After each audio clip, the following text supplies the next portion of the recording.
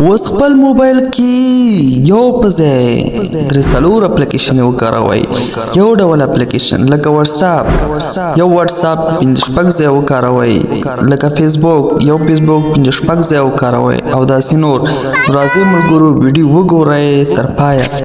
سلامونه، وخت مو په خیر. څنګه کولی شو په خپل موبایل کې ډېرې اپلیکیشن انسټال کړو؟ یو اپلیکیشن څو ځایه انسټال کړو. تاسو ته په سکرین مې ښکاري. دغه طریقه ملګرو تاسو ته وښایم. تر پایه راسره پاتې شئ. زما یوټیوب چینل کې نوي یاست زما یوټیوب چینل سره لایک او سبسکرایب کړئ. تاسو به راشئ ملګرو ګوګل ته. ګوګل کې به دغسې ملټي سپیس ولیکئ. دغه لیکنه به تاسو ګوګل کې وکړئ او دا درېیم نمبر اپلیکیشن به تاسو راښکته کړئ. دا به تاسو را ډاونلوډ کړئ. دې باندې به کلیک واخلئ. دا دوه نور نه را ډاونلوډ کوئ. په دې به کلیک واخلئ ملګرو. کله مو چې کلیک واخلئ تاسو به ډایرکټ لاړ شئ پلی سټور ته.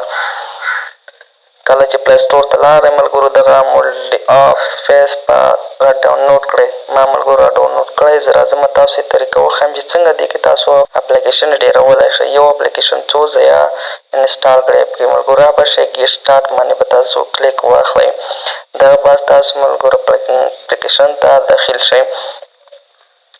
ملګرو که ما یوټیوب چینل کې نوي یاست زما یوټیوب چینل سره لایک او سبسکرایب کړئ. ملګرو ته تاسو ژبه ورته انتخاب کړئ. کومه ژبه باندې تاسو اپلیکیشن خلاص کړئ. زه انګلیسي انتخابوم او نیکسټ باندې کلیک اخلم. نیکسټ مو چې کلیک واخلئ ته به بیا راشئ په نیکسټ باندې به کلیک واخلئ. بیا به راشئ په نیکسټ به کلیک واخلئ او ګیټ سټارټ باندې به بیا تاسو کلیک واخلئ. ملګرو تاسو راغلئ دغه ځای ته. دغه ګورئ ملګرو دغه اپلیکیشن زه څو ځایه کومه. تاسو به کولی شئ چې یو اپلیکیشن څو ځایه وکاروئ. هر یو په صحیح ډول باندې را به شئ ملګرو. په دې پلس نښان باندې به کلیک واخلئ. دلته به تاسو ملګرو هغه اپلیکیشن چې تاسو موبایل کې انسټال دی هغه به تاسو ته راوړي. زه غواړم چې فیسبوک هلته یوسمه. یو ځل بیا فیسبوک باندې کلیک اخلم. غواړم چې لایټ فیسبوک ویسم. دا هم هلته یو ځل بیا وړم. همداسې بل اپلیکیشن چې زما خوښ هغه هلته یوسم. ټیلیګرام هم هلته وړم او ورسره څنګ کې وټساپ هم وړم. نو دغه ټولې اپلیکیشنې زه راخلم او هلته یې وړم ملګرو. هلته به بېرته تاسو راشئ ملګرو. په شپږ دانې اپلیکیشن ماته راواخیستې. په دې باندې به کلیک واخلئ او ګورئ ملګرو دغه اپلیکیشنې زموږ صفحې ته راغلی.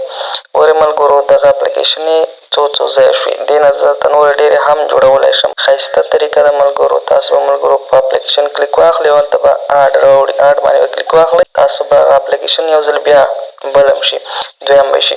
همداسې به بیا په بل اپلیکیشن کلیک واخلئ. ګورئ او اډ باندې به کلیک واخلئ. دا به درېیم نمبر اپلیکیشن شي ستاسو سره. ملګرو هر یو بېل بېل کارولی شئ. هر یو بېل بېل کارولی شئ. بیا به تاسو په دغه اپلیکیشن کلیک واخلئ. اډ باندې به کلیک واخلئ. تاسو ته به بل هم راوړي. همداسې ملګرو تاسو دا کارولی شئ. زه ګوره دې ته ورځمه داخل انټرنټ باندې دا راخلاصومه. ګورئ ملګرو زه دا هم راخلاصوم او خپل اصلي فیسبوک هم راخلاصوم. کوم کې مې چې ایډي دې کې نشته نه ده خلاصه. دې کې تاسو بل ایډي راخلاصولی شئ. بېل بېل یې کارولی شئ. چې کوم اصلي زما سره موبایل کې است تاسو ته هغه هم وښیم. ګورئ ملګرو دغه دی. زه دا راخلاصوم. تاسو ته خپل فیسبوک پکې وښایم چې زما فیسبوک ایډي دلته خلاصه ده. هلته نه وه. هلته بله خلاصولی ما شوه ملګرو. دغه دی ملګرو زما دغه ایډي تاسو ته راغله.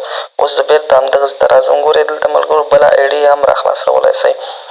ګورئ بیا راځمه تاسو ته دغه اپلیکیشن بیا هم وښایم. ګورئ وټساپ زه راخلاصوم. هلته وټساپ زما نه دی جوړ. تاسو ته اصلي وټساپ هم وښایم چې زما اصلي وټساپ جوړ دی. دلته نه دی جوړ. ګورئ ملګرو دغسې باندې تاسو کلیک واخلئ. بل وټساپ به جوړ کړئ په بل نمبر باندې. اوس ګورئ تاسو ته هغه وټساپ وښایم. دغه دی زما وټساپ چې دی